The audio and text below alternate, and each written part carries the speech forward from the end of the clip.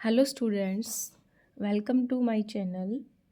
Today we are going to discuss cell cycle and cell division जो class 11 NCERT का topic है। ठीक है, वैसे तो cell division cell cycle basic topic है, लेकिन बहुत से बच्चे जब मैं उनसे पूछती हूँ कि बेटा ये इवेंट कौन से फेज़ में होती है, ये कब होती है, they are not able to answer. तो आई थॉट कि मैं सेल डिवीज़न पे एक छोटा सा वीडियो बनाऊं।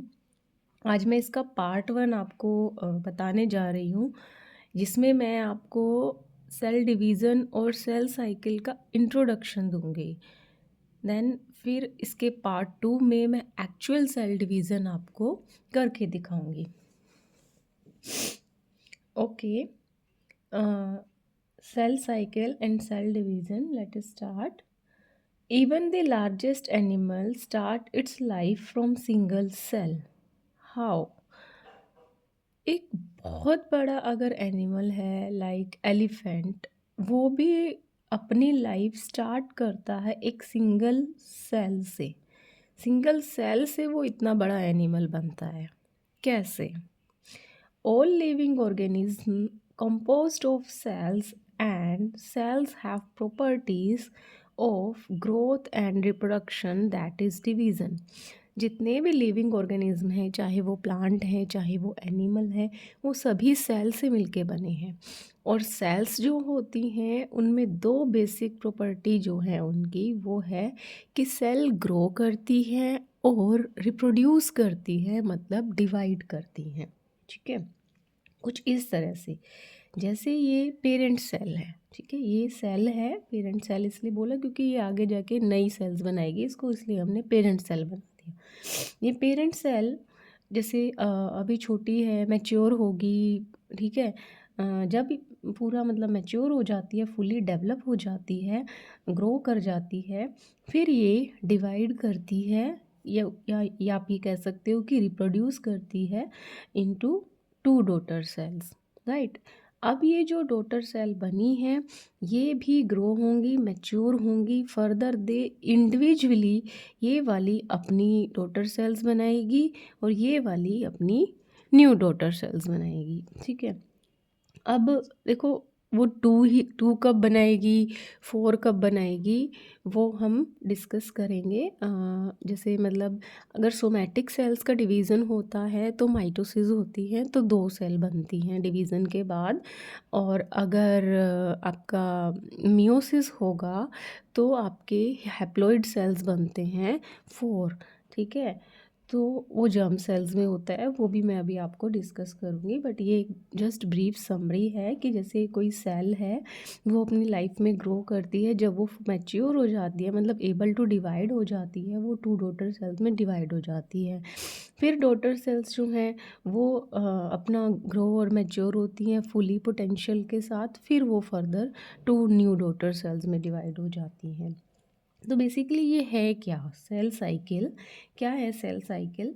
During the cell cycle division of a cell, it undergoes DNA replication and growth. ठीक है, जब भी कोई सेल डिवाइड होती है ना, तो उसमें 2 प्रोसेस होती हैं। एक वो ग्रो करती है, ठीक है, मतलब साइज़ में बढ़ना, साइटोप्लाज्म बढ़ना, और दूसरा डीएनए रेप्लिकेट होता है उसका। मतलब आपको पता है हर सेल में न्यूक्लियस होता है और उसमें उसका जीनोम यानी डीएनए होता है।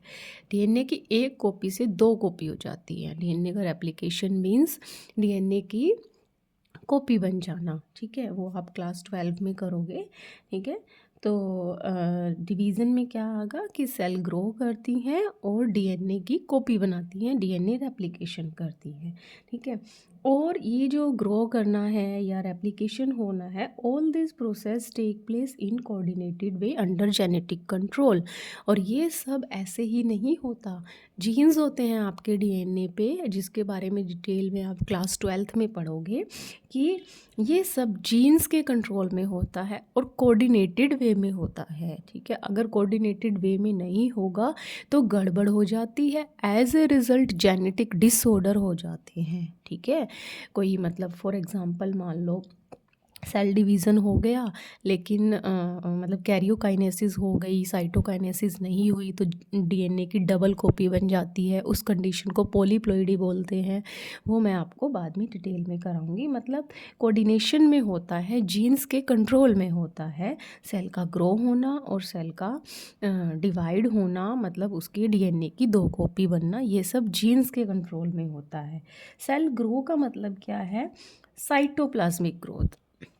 सेल का साइटोप्लाज्म का कंटेंट बढ़ता है, इंक्रीज़ होता है, जो ऑर्गेनेल्स हैं वो भी बनते हैं, और ये कंटिन्यूअस प्रोसेस है। धीरे धीरे धीरे साइटोप्लाज्म डबल हो जाता है एंड फाइनली जब डिवीज़न का टाइम आता है, दो डॉटर सेल्स में अलग अलग वो साइटोप्लाज्म चला जाता है। कंटिन्यूसली होता है ये। बट जो डीएनए सिंथेसिस है, यानी जो डीएनए की रेप्लिकेशन है, वो एक पर्टिकुलर स्टेज में ही होती है सेल साइकिल की। ऐसे नहीं है कि साइटोप्लाज्म की तरह डीएनए रेप्लिकेशन कंटिन्यूसली होती है। अभी मैं आपको बताऊंगी कि जो सेल साइकिल है उसमें एस फेज़ होता है, उसी टाइम डीएनए की सिंथेसिस होती है या कॉपी बनती है। ओके, सेल डिवीज़न में the sequence of events by which a cell duplicate its genome, that is replication, वो सारी events जिसमें कोई एक सेल है जिसमें वो अपना डीएनए का अमाउंट डबल कर लेती है, synthesis the other constituents of the cell, और दूसरे ऑर्गेनेल्स और साइटोप्लाज्म भी बना लेती है, and finally divide into two daughter cells via cytokinesis, उसको बोलेंगे हम सेल साइकिल। तो what is cell cycle? Sequence of events by which a cell duplicates और डबल द जीनोम, ठीक है, या डीएनए रेप्लिकेशन करती है और बाकी सारी चीज़ें भी वो सिंथेसाइज करती हैं, एंड फाइनली टू सेल्स में, टू डॉटर सेल्स में डिवाइड हो जाती है, उसको हम कहेंगे सेल साइकिल। ठीक है, ये पूरा एक सेल का साइकिल है। ठीक है, जैसे हम सेल साइकिल के एग्जांपल के लिए मैं ह्यूमन सेल को उठाऊंगी। ह्यूमन सेल्स हमें पता है यूकैरियोटिक होते हैं, दो तरह की सेल्स होती हैं, eukaryotic and prokaryotic. Prokaryotic cells में मेम्ब्रेन बाउंड ऑर्गेनेल्स या न्यूक्लियस नहीं होते, यूकैरियोट्स वेल डिफाइंड होती हैं। तो यूकैरियोटिक ह्यूमन सेल को हम उठाते हैं। मैं इसमें आपको फेजेस समझाऊंगी क्या होते हैं। सेल्स जो हैं वो दो तरह की हैं यूकैरियोटिक ह्यूमन सेल में। यूकैरियोटिक मतलब ह्यूमन सेल तो यूकैरियोट्स ही है। ठीक है, सेल्स दो टाइप की हैं, somatic cells and germ cells. ठीक है, सोमैटिक सेल्स जो हैं वो हमेशा, उनमें बेटा दो तरह का सेल डिवीज़न होता है, माइटोसिस एंड मियोसिस। ठीक है, माइटोसिस जो है वो सोमैटिक सेल्स में होता है। सोमैटिक सेल्स क्या है? जो आपके बॉडी के ग्रोथ डेवलपमेंट के लिए ज़रूरी होती है, दूसरे अदर फंक्शंस के लिए इम्पोर्टेंट होती है, लाइक आपका हेयर कलर और आई कलर, इस तरह से। ठीक है, तो इसके एग्जांपल हैं सोमैटिक सेल्स के, स्किन सेल्स हैं, गट के आपकी एपिथेलियल सेल्स हैं, इन सब में माइटोसिस होती है। और माइटोसिस होता है इक्वेशनल डिवीज़न, जब आपका जैसे पेरेंट सेल में डीएनए 2n है, उसकी प्लॉइडी डिप्लॉइड है, तो डॉटर सेल भी वो 2n ही होंगी, डिप्लॉइड ही होंगी। ठीक है, इक्वेशनल डिवीज़न इसलिए बोलते हैं क्योंकि इप्लॉइडी डीएनए की डॉटर सेल में पेरेंट सेल के इक्वल होती है। दूसरी सेल्स होती हैं germ cells. Germ cells means gonads, मतलब जो गैमीट बनाती है। ठीक है, जैसे फीमेल में होती है ऊगोनिया, आप क्लास 12th में पढ़ोगे रिप्रोडक्शन वाले चैप्टर में। ऊगोनिया जो है वो फीमेल में ओवम बनाती है या एग बनाती है, जो फीमेल गैमीट होता है। और मेल्स में होती है स्पर्मेटोगोनिया या मेल जर्म सेल्स, जो स्पर्म बनाती है। स्पर्म और ओवम मेल और फीमेल में रिस्पेक्टिवली हैप्लॉइड होते हैं। तो जर्म सेल्स में होती है बेटा मियोसिस। मियोसिस क्या होता है? रिडक्शनल डिवीज़न होता है, जब पेरेंट सेल जो है वो अगर डिप्लॉइड है तो डॉटर सेल जो हैं वो आपकी हैप्लॉइड बनती हैं।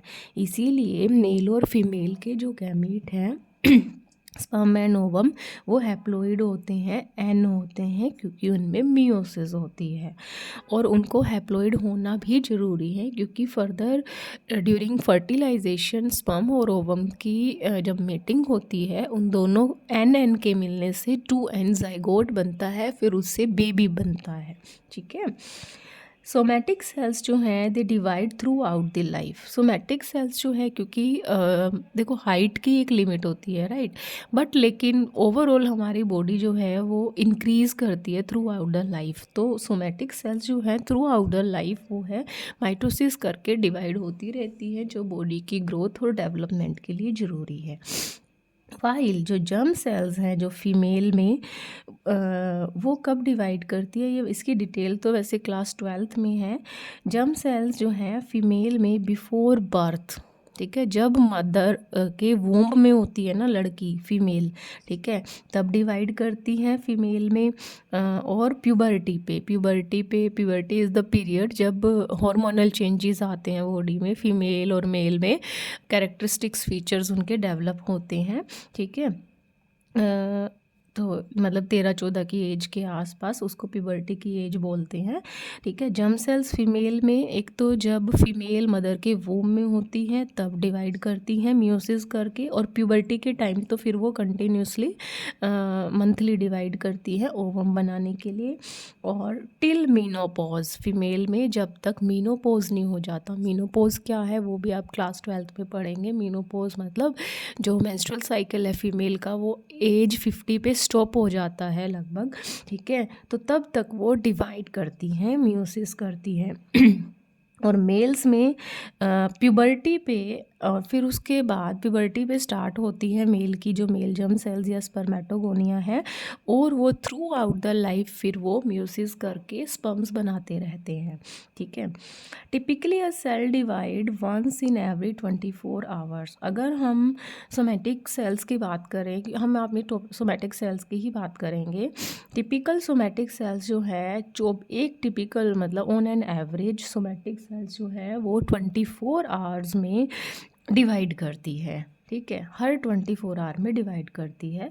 लेकिन जर्म सेल्स ये मतलब माइटोसिस जो है, यहाँ पे माइटोसिस होगी क्योंकि सोमैटिक सेल्स हैं, हर 24 आवर में डिवाइड करती है।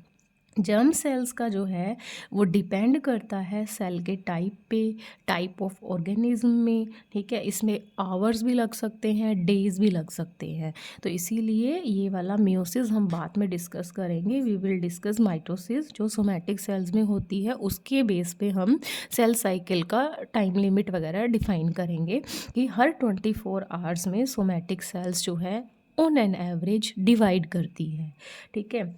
Cell cycle vary from organism to organism and cell type. ठीक है, अगेन कि ऑन एन एवरेज 24 आवर हमने ले लिया है, बट लेकिन सेल साइकिल जो है सेल टू सेल भी वेरी करता है कि कौन सी सेल्स है, आरबीसी हैं, डब्ल्यूबीसी हैं, कौन सी हैं।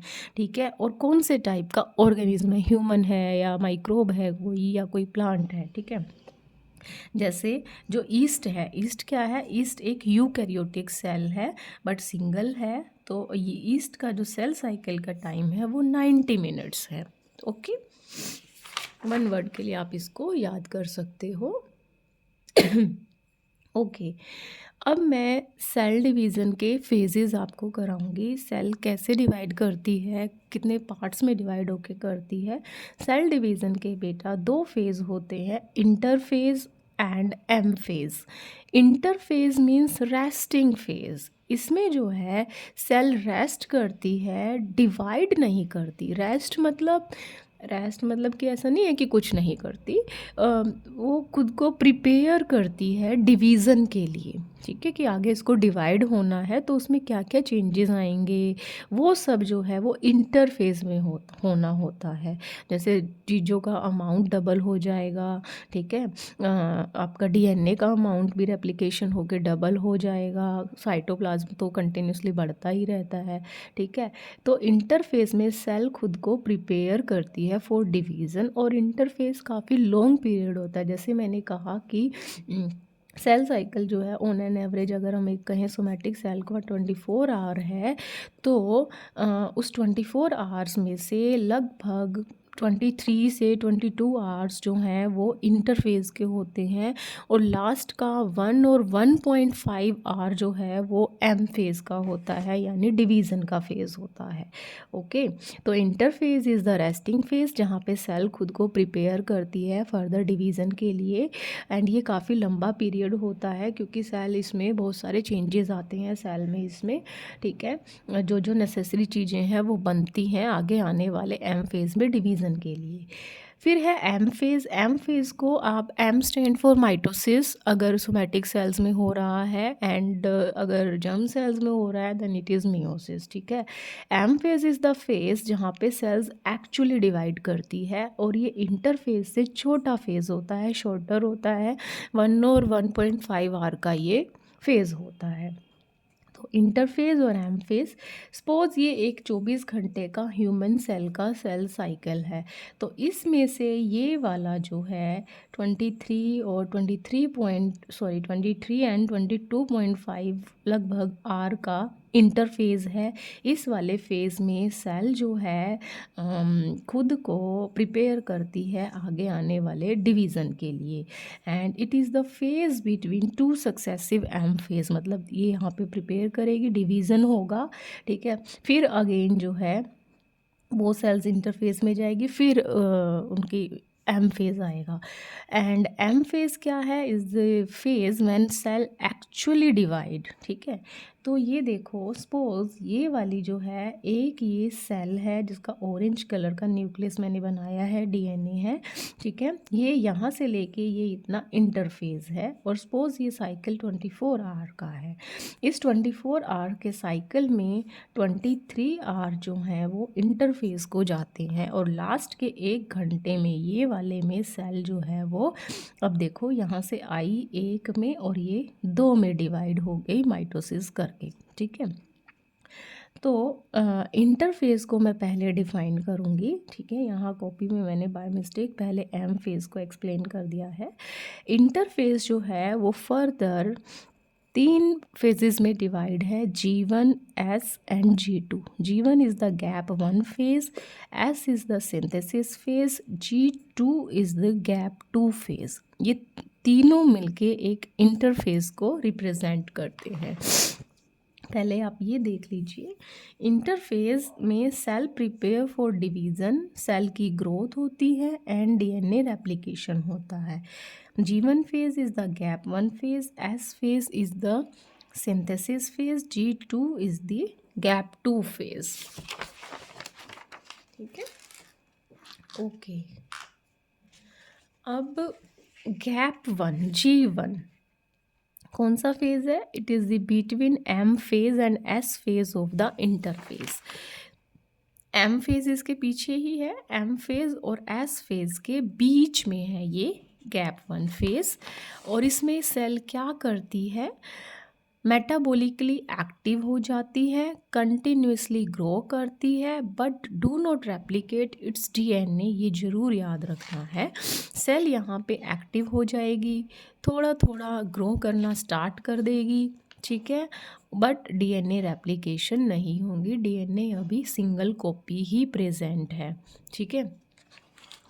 देन सिंथेसिस फेज यानी S phase, synthesis phase between the G1 and G2 of the interface, G1 और G2 के बीच का फेज जो है एस फेज होता है, ये वाला, ये थोड़ा बड़ा भी होता है, और इसमें होता क्या है, न्यूक्लियस में होता है, इसमें भी सेल के, जैसे ये सेल है, न्यूक्लियस में क्या चेंजेस होंगे सेल के, एक्चुअल डीएनए सिंथेसिस और replication occurs, amount of DNA double, ठीक है, मतलब प्लॉइडी वही रहेगी, 2n है तो 2n ही होगी, लेकिन डबल अमाउंट हो जाएगा, ploidy level same but amount double.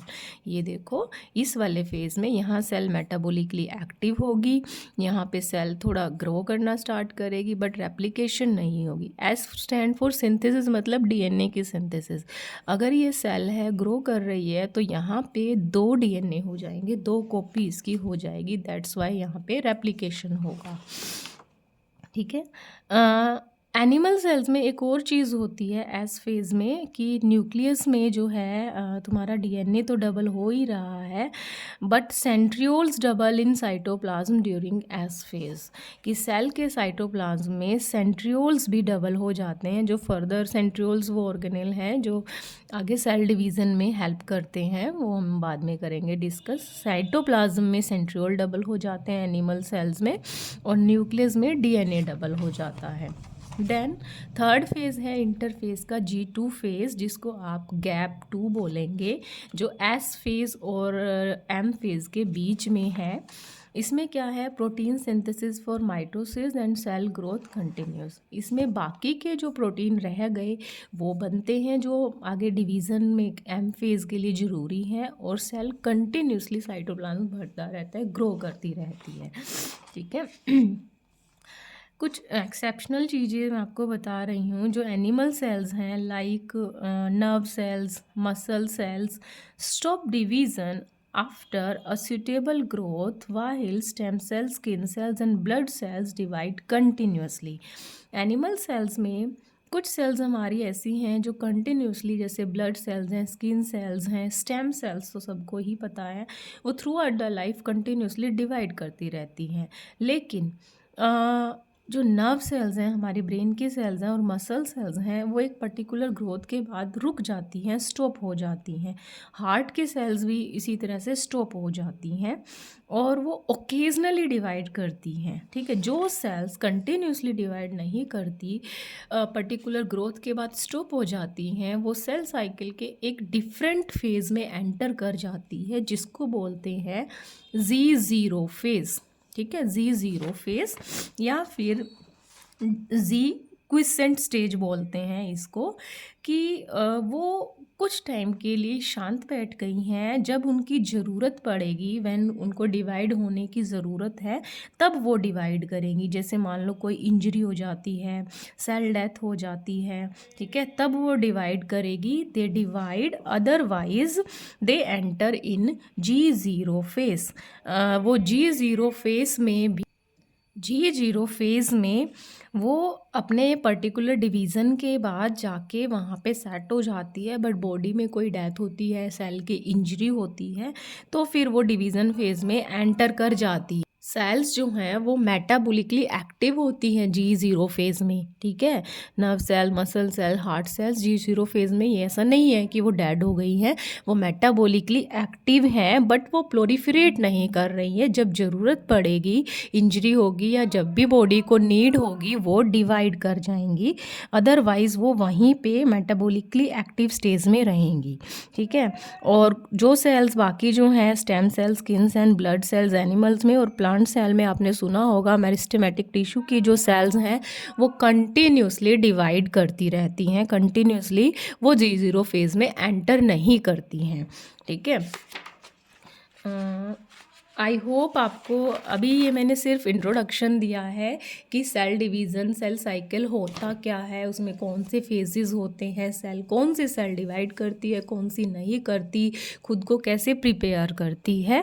I hope आपको समझ में आ गया होगा। इसमें एक बार और मैं बता देती हूँ कि सेल साइकिल मान लो 24 घंटे का ऑन एन एवरेज हम ले रहे हैं, 23 आवर्स उसमें से सेल रेस्ट करती है, इंटरफेज में होती है, खुद को प्रिपेयर करती है डिवीज़न के लिए। रेस्ट 1 और 1.5 आवर में एम फेज़ होता है, जब सेल एक्चुअली डिवाइड करती है। ठीक है।